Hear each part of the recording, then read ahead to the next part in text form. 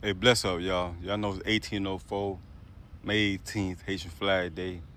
And despite what they say in the news, media, social media, being snubbed by celebrities, presidents, et cetera, et cetera. You gotta ask yourself, why is Haiti so much hated upon? You know what I'm saying? Like, what is it about the small island that makes it so powerful and special and magical?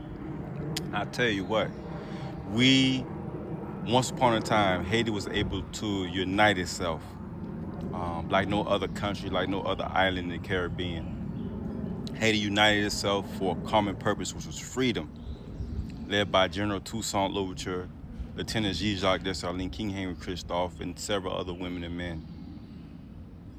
And these people were able to do the impossible. They defeated Britain, Spain, France, and the U.S. A lot of people say, well, the U.S. wasn't part of the war. Yes, they were part of the war. They funded France with about over $500,000 in the 19th century. That's a lot of money. You know what I'm saying?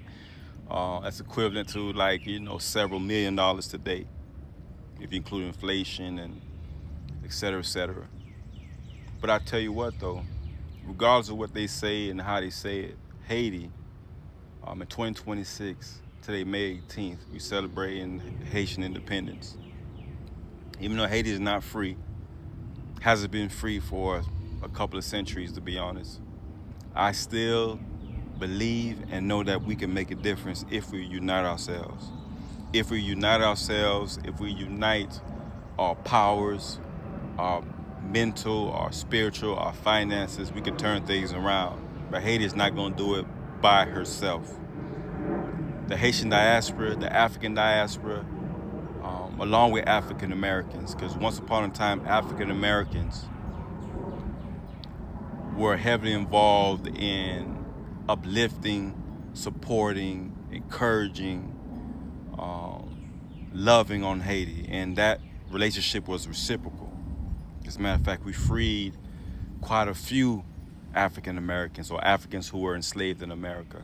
We freed them, we paid for them, cash money, gold, to free them. Anybody who could get to Haiti back during the transatlantic slave trade that annihilated over 20 million African lives, possibly more.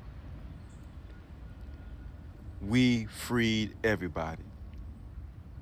And that same love we did not get in return. We didn't get it for Venezuela with Simon Bolivar. He turned his back on us after we gave him money and weapons and food and shelter, even a printing press so they could recruit more soldiers against Spain. We helped Venezuela do that. That's why Hugo Chavez donated about $10-20 million to the Toussaint movie that Wesley Snipes was producing. Not Wesley Snipes, but Danny Glover was producing, with Wesley Snipes starring, Angela Bassett starring, Pierre starring, the comedian, and several other people. But they made sure they blackballed and made sure that movie didn't happen. And I always ask myself, why didn't Danny Glover just go ahead and, go underground with the movie? Go grassroots marketing, pushing, promoting. It was gonna get there, but I guess the powers that be, knowing that he had celebrity power, he had money connections, that they made sure he didn't do it and it didn't happen. We can still make that movie. The world needs to know about the Haitian Revolution, the impossible. We watch the Tom Cruise Mission Impossible all the time, right? Mission Impossible. I love the Mission Impossible movies because it's teamwork that made it happen. Teamwork that made every mission they had successful. When it came down to the bottom line, they were successful. And the Haitian Revolution represented that. And it was no movie. This was a real deal Holyfield type situation. To defeat, to go against the grind, go against the grain, to go against the whole world and fight for your freedom. That says a lot about the resilience of Haitians, and we still have that in our DNA today. Maybe not all of us, but we still have that in our DNA today. I know I do. I work tremendously hard in my, here in Atlanta, Georgia, and even when I was in Florida, to provide for my family, to purchase a house, to purchase, cars and start businesses, et cetera, et cetera. And I always think about And I want to say, I'm going to leave with this. I always think about how hard our ancestors worked on those sugar plantations in Haiti during the slave trade. How hard they worked, literally from dusk to dawn, or from dawn to dusk. They literally worked their fingers to the bone. They literally worked to the bone, literally getting their hands cut off, getting their legs cut off, getting dumped into piles of sand up to the neck, and then honey dripped on their head so that ants could just eat them alive. Like, they were doing those type of things to our people.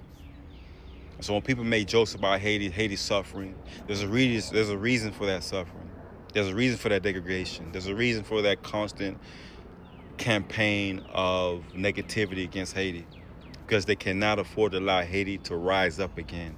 That's why they fight so hard to deport as many Haitians out of America, because they know if they get the soldiers, the ancestors, the spirits, the genetics of those soldiers out of America, that the black America will be weakened, and their white supremacy, the white terrorists, will continue their campaigns of terror amongst the black community here in America. But I tell you one thing though, we ain't giving up, we ain't going nowhere, we ain't capitulating, we ain't scared. The World Cup is coming here to Atlanta. I'm gonna be there to represent and to support Haiti. First time being in the World Cup since 1973, if I'm not mistaken. And so we're looking forward to having a good time and winning, hopefully win the whole World Cup championship period, you know. But anyway, man, I'm King Kevin Dover, kevindover.com. Please check out my book, Americas and France's 1,000-Year War Against Haiti, Assassination of a Nation. Americas and France's 1,000-Year War Against Haiti, Assassination of a Nation. I'm King Kevin. I support this message. Big up. Happy 1804, Haitian Flag Day.